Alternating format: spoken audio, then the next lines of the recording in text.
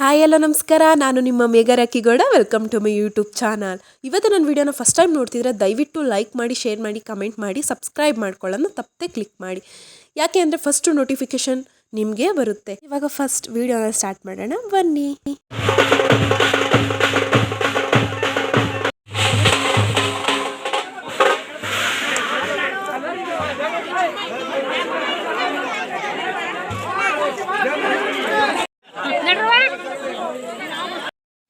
ಇದೇನಪ್ಪ ಬರೀ marriage ವೀಡಿಯೋಸ್ಗಳನ್ನೇ upload ಮಾಡ್ತಿದ್ದಾಳೆ ಅಂತ ಇದು ಮಾಡಬೇಡಿ. ಯಾಕೆ ಅಂತಂದರೆ ಕೆಲವು ಮ್ಯಾರೇಜ್ಗಳಲ್ಲಿ ಒಂದೊಂದು ಫುಲ್ ಪುಟ್ಟ ಕ್ಯಾಪ್ಚರ್ಗಳನ್ನ ನಾನು ಕ್ಯಾಪ್ಚರ್ ಮಾಡಿರ್ತೀನಿ, ನಿಮಗೆ ಇಷ್ಟ ಆಗುತ್ತೆ ಅಂತ ಅಂದ್ಬಿಟ್ಟು.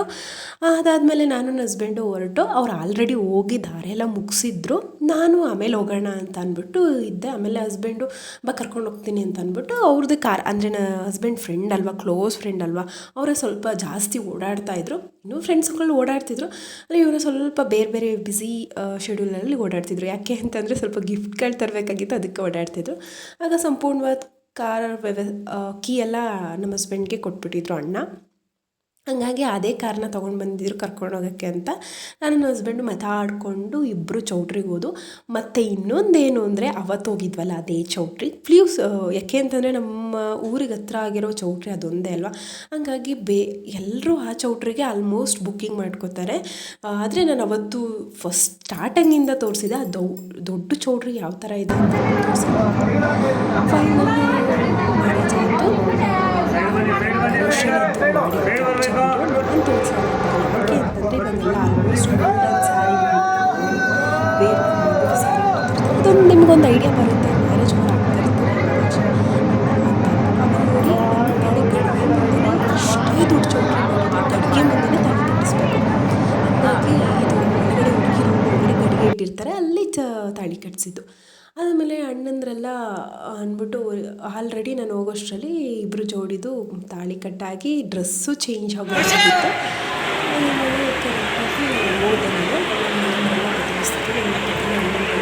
ಅದು ಅಂದರೆ ಸ್ವಲ್ಪ ಫ್ರೆಂಡ್ಲಿ ಫ್ರೆಂಡ್ಸ್ ಯಾಕಂದರೆ ನಮ್ಮ ಊರಲ್ಲೂ ಕೂಡ ಫ್ರೆಂಡ್ಸು ಅಂದರೆ ಊರ ಫ್ರೆಂಡ್ಸು, ಸ್ಕೂಲ್ ಫ್ರೆಂಡ್ಸು, ಊರ ಫ್ರೆಂಡ್ಸು ಎಲ್ಲ ಒಟ್ಟಿಗೆ ಆಗಿದ್ದರು.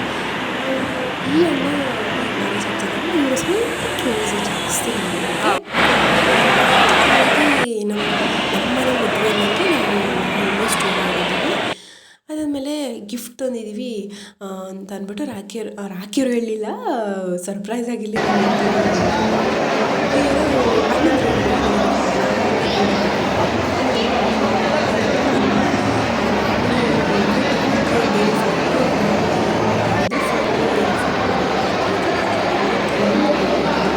ಫೋನು ಆಮೇಲೆ ಸ್ಟಾರ್ಟ್ ಆಯಿತು. ಯಪ್ಪ ಎಷ್ಟು ನಕ್ಕಿದ್ದೀವಿ ಅಂದರೆ ತುಂಬ ನಕ್ಕಿದ್ದೀವಿ. ಆಮೇಲೆ ಅವರ ಅಣ್ಣನ ಅಪ್ಪನೂ ಕೂಡ ಸಪೋರ್ಟ್ ಮಾಡ್ತಿದ್ರು, ಕೊಟ್ಬಿಡ್ಲಿ ಇರು ಗಿಫ್ಟು ಅಂತ.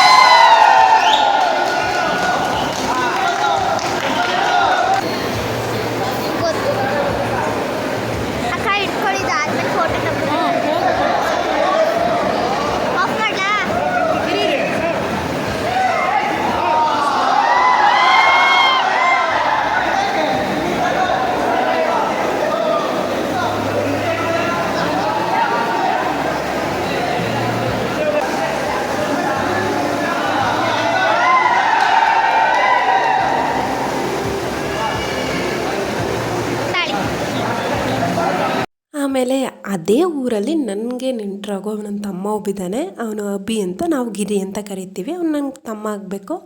ಅವನಿಗೆ ವೀಡಿಯೋ ಮಾಡೋಕ್ಕೆ ಅಂತ ಕೊಟ್ಟಿದ್ದೆ. ಅವನು ನಮ್ಮನ್ನ ಅಕ್ಕ ಬಾವ ಅಂತ ಇಬ್ಬರೂ ರೇಗಿಸ್ತಾನೆ.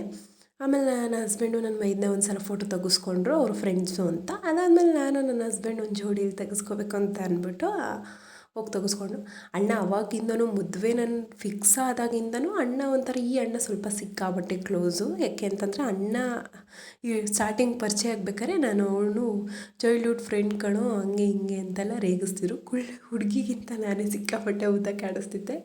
ಏನೋ ಒಂಥರ ಯಾರು ಪಕ್ಕ ಕುಳ್ಳ ನಿಂತ್ಕೊಂಡ್ರೆ ಇಲ್ಲ ಯಾರು ಉದ್ದಕ್ಕೆ ನಿಂತ್ಕೊಂಡ್ರೆ ಏನೋ ಒಂಥರ ಕಂಫರ್ಟಬಲಾಗಿ ನಿಂತ್ಕೊಳ್ಳೋಕ್ಕಾಗಲ್ಲ, ಯಾಕೆ ಏನೋ ಒಂಥರ ಅನ್ನಿಸ್ತಾ ಇರುತ್ತೆ.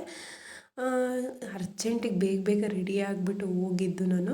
ಆಮೇಲೆ ಊಟ ಮಾಡೋಗಿ ಅಂತ ಅಣ್ಣ ಹೇಳ್ತಿತ್ತು.